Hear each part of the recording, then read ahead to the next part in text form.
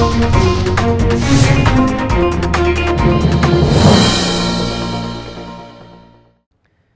apa kabar pemirsa? Kita berjumpa dalam Warta Parlemen. Informasi aktual seputar parlemen bersama saya, Uki Bahtiar.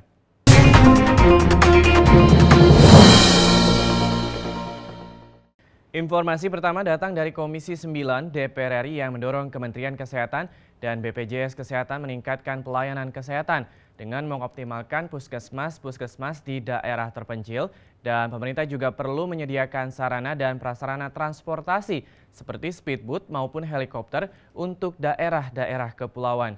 Berikut kita saksikan informasi selengkapnya.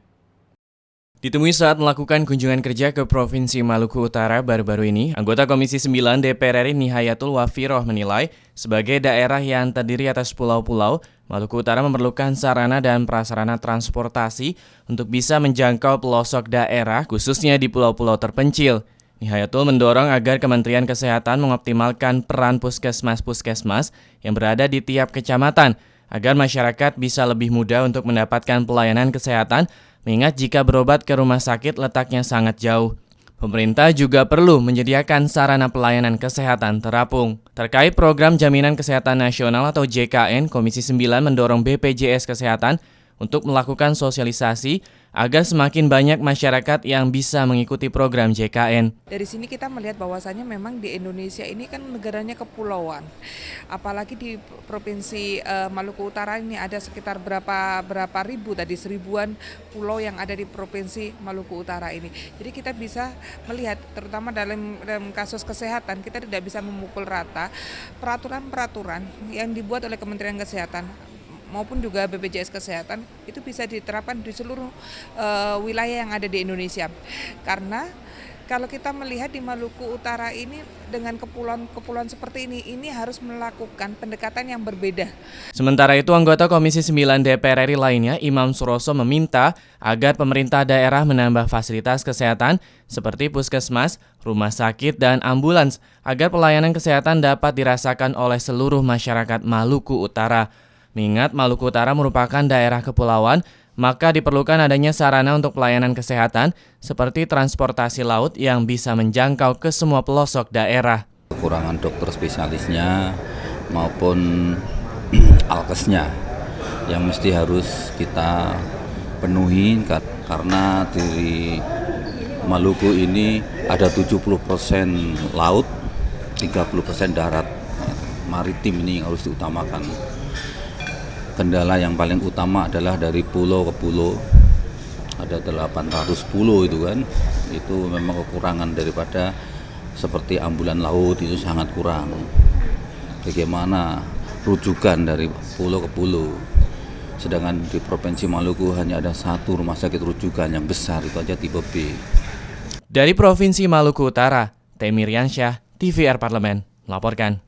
Kita balik ke informasi selanjutnya. Komisi 2 DPR RI mendesak pemerintah Provinsi Sulawesi Selatan menyelesaikan permasalahan terkait perekaman IKTP. Mengingat dari target 6,9 juta jiwa, baru tercapai sekitar 3,6 juta jiwa. Penyelesaian IKTP ini akan mempengaruhi sukses tidaknya Pilkada 2017 mendatang. Kita saksikan informasi selengkapnya. Komisi 2 DPR RI mendesak pemerintah Provinsi Sulawesi Selatan menyelesaikan perekaman dan pencetakan IKTP di Sulawesi Selatan. Pasalnya, dari sekitar 9,7 juta jiwa penduduk Sulawesi Selatan, dengan target perekaman IKTP sekitar 7 juta jiwa, baru mencapai 3,6 juta jiwa. Ditemui saat kunjungan kerja ke Provinsi Sulawesi Selatan, anggota Komisi 2 DPR RI yang menjadi ketua tim kunjungan kerja Komarudin Watubun mengungkapkan program IKTP di Sulawesi Selatan juga masih menimbulkan banyak permasalahan yang harus segera diselesaikan. Salah satunya masih banyak masyarakat Sulawesi Selatan yang belum memiliki IKTP.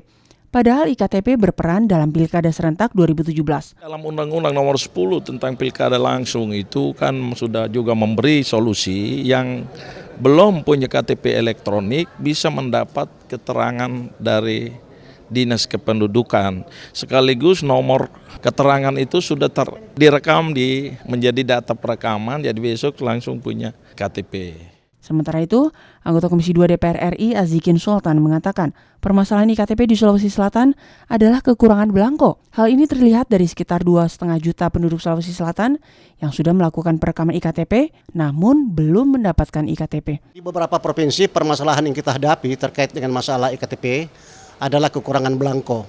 Sehingga kami harapkan agar daerah yang mengikuti Pilkada serentak pada tahun 2017 ini diharapkan dapat memberikan kontribusi yang besar bagi wajib pilih, dan salah satu permasalahan yang dihadapi adalah masalah IKTP. Oleh sebab itu, kami akan tindak lanjuti kepada Bapak Menteri Dalam Negeri.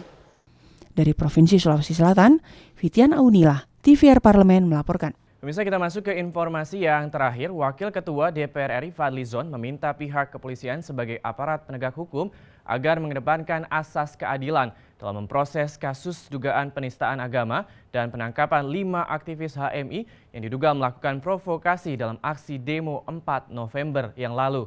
Berikut kita saksikan informasi selengkapnya.